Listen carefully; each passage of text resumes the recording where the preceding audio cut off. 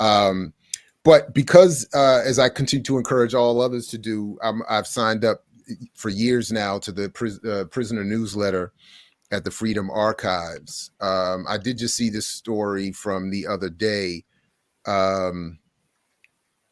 that the FBI is still opposing Leonard Peltier and his freedom. And of course, this argument, as is said here in the Huffington Post in a story by Jennifer Bendery, is full of holes.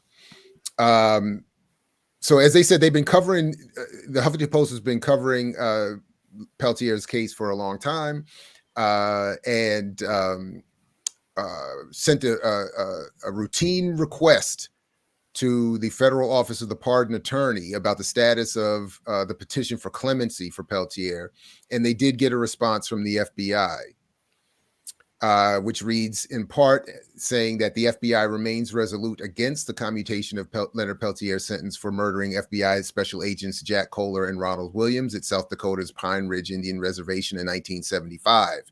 We must never forget or put aside that Peltier intentionally and mercilessly murdered these two young men and has never expressed remorse for his ruthless actions.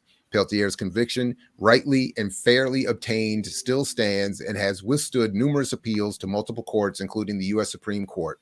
No amount of prison time changes the facts surrounding Kohler and Williams' deaths, and commuting Peltier's sentence now would only serve to diminish the brutality of his crime and the suffering of their surviving families and the FBI family. Getting past the strangeness of the FBI responding to an email not directed to the FBI, which is an interesting point that I'm glad they bring up. It was something to get a statement from the FBI at all. The agency has previously declined to comment to the Huffington Post about Peltier. It was, after all, the FBI that sought to put Peltier in prison in the first place after two of the agents were killed in 1975 shootout on Pine Ridge Reservation.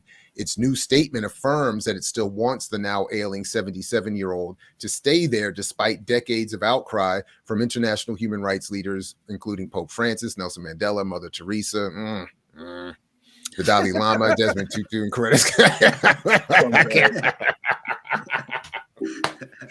Oh, my bad. Yeah, I don't want to. Yeah. All respect. He should be free, but that list. And Coretta Scott King. Let's see. Opposition from the FBI remains the biggest obstacle to the freedom of Peltier, who is considered by many America's longest-serving political prisoner. You know what? That's right, because Rochelle McGee. Well, I forgot the numbers on that, but anyway. The problem with the Bureau's argument for keeping Peltier in prison, though, is that it's full of holes. Let's see. Virtually every sentence of the FBI statement is outdated, misleading, or flat out wrong. Take the first line. The FBI remains resolute against the commutation of Leonard Peltier's sentence for murdering FBI agents Jack Kohler and Ronald Williams in 1975. While it's true Peltier was convicted in 1977 of murdering two FBI agents, his legal team discovered in 1980 via a Freedom of Information Act request that the FBI had intentionally withheld evidence showing that a ballistics expert had unequivocally ruled out Peltier's gun as the murder weapon. The revelation struck at the heart of the U.S. government's case. After this bombshell, the U.S. Attorney's Office changed its story. It dropped its argument that Peltier had murdered the agents and said he aided and abetted whoever who did. But the U.S. government now claims it doesn't know who killed those agents. Peltier's two other co-defendants were acquitted based on self-defense, and there was never evidence that Peltier aided and abetted anyone. He has consistently maintained that though he was present at the shootout with dozens of others, he didn't shoot anyone. So I'll make sure that this is linked in the show notes, and folks can continue reading the entire story. It's pretty long and goes through Peltier's entire case, showing, as it just started right there, that basically everything the FBI claims in this most recent letter is wrong, out of date, or just a lie. And that, as I remember, having followed this myself for some time, they've admitted for a long time, we don't know who shot our agents, but we got to put somebody away. And they, of course, don't even want to get into the question of why were your agents there in the first place, and why were they there armed, and why were they there with their guns drawn, and what was, and then of course, why are these people on a so-called reservation, and all of the other extending onion peeling questions. They don't want to get into any of that. So it's just that 2 FBI agents were killed, and they are resolute in their own word to make sure that someone pays for it and will pay for it forever. So. Right. So this past weekend in a think tank, we was having a conversation around like political prisoners, just prisoners in general. Now, granted, nobody thinks anybody should be in jail who didn't do something or whatever. But what we was talking about is how reliant we are on this concept of innocent or guilty. It's almost like we're riding for people if they are innocent or they are claiming to be innocent. But what about the people who actually literally they did it? Like they did do this. Like they were attacked by law enforcement or whoever, and they fought back. And so I don't know what you think, what you two think about that, but I think sometimes it seems like it spent a lot of time trying to say, oh, good, this person was innocent or this person's whatever. But what if the person did do it? Like how support do they get? What kind of support do they get?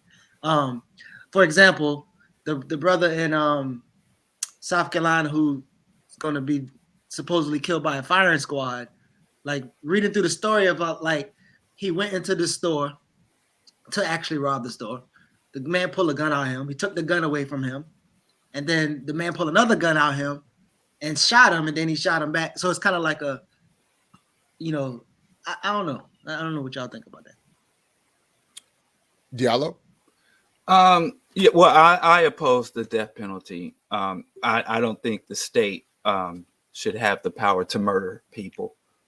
So even under all conditions, I am a death penalty abolitionist, and I am also a prison abolitionist. I don't. It's obvious whether you're rearing a child or governing a nation. Punishment it just doesn't work. It doesn't make citizens safer, and it doesn't. There's no evidence that punishment deters or diverts people from a life of crime.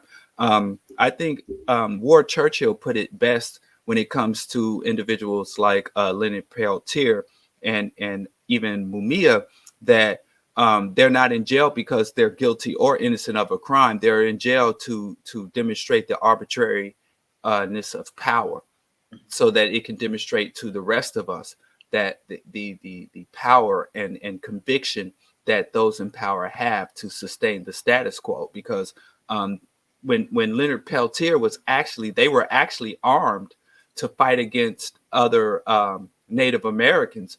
The American Indian movement was a leftist Native American liberation group, and the government funded what was called the Goon Squad. And Goon stood for Guardians of the Oglala Nation. And there was a string of murders, vandalism, and arsons that were being committed against those Native Americans who were fighting against, genocide and oppression. And also, the transcripts state that the prosecutor said during the trial that we don't know who shot the agents. The prosecutor admitted that he didn't know who was actually responsible for shooting the agents, and it's a very flimsy case. So I do think the innocence is relevant in this case, simply because not necessarily to exonerate the victim, but to convict the system, and to understand what the system is willing to do, and and to let you to inform the rest of us that our lawfulness will not protect us when we challenge power, when we challenge the status quo, when we do things to actually steady our innocence will. So I think to when we bring up the obvious or the strong case for innocence of a political prisoner or of any incarcerated person, I think it's more so to convict the system than to exonerate the person. Because I do agree that the brother that, and it's funny how the certain factions of the right are against the death penalty, the firing squad, because they want a more humane means of murdering people, and they've got a prisoner in Texas that they just brought out of the intensive care unit who's I think 78-year-old with chronic heart failure, and they just brought him out of the intensive care unit to execute him. You know, it's absurd. It is utter madness. So I just think that any humane and civil person should oppose the death penalty across the board.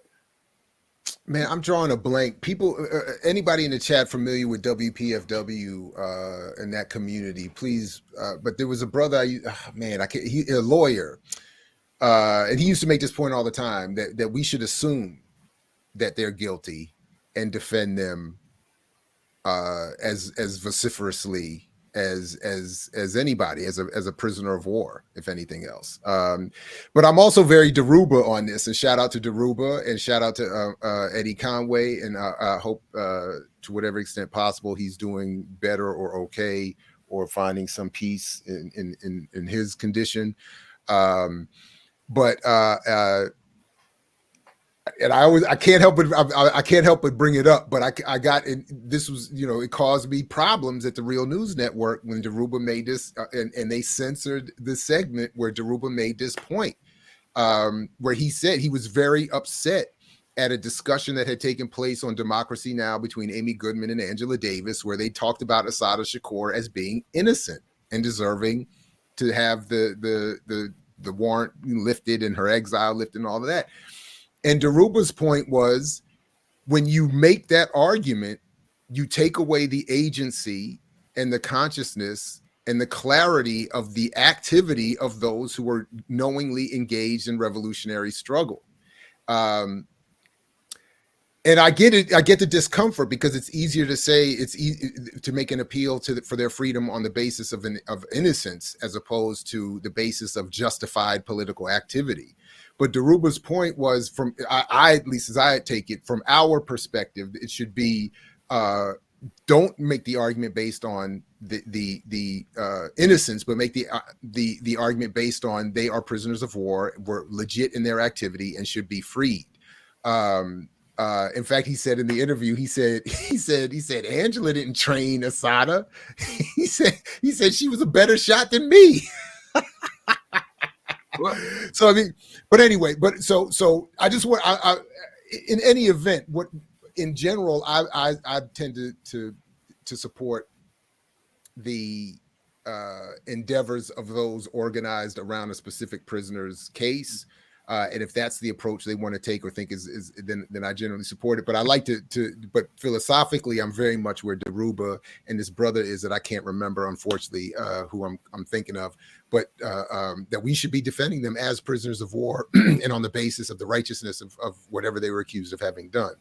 But anyway, go ahead, Diallo. Yeah. Yeah. Well, yeah, I think there's also an understanding in that, where a person committed the act that they're accused of committing, but still be innocent of a quote unquote crime. Right. I think those aren't two exclusive states. Yeah. No, right on. Absolutely. But specific to Geechee, to your question, that's just my humble position on it. But I get it that as I've always read and understood the case specific to Peltier, I mean, he's saying, but I didn't do it. And maybe he would be saying my argument would be different if I did do it. And I would, right. I don't know, but he's saying I didn't do it. I didn't do it. You can't prove who did do it. You were unjustified in your presence there the first damn place, but, right. And so on and so on and so on. Oh no, brother Jamu, it's always a pleasure to easily represent the correct analysis that others have developed. So it's my pleasure.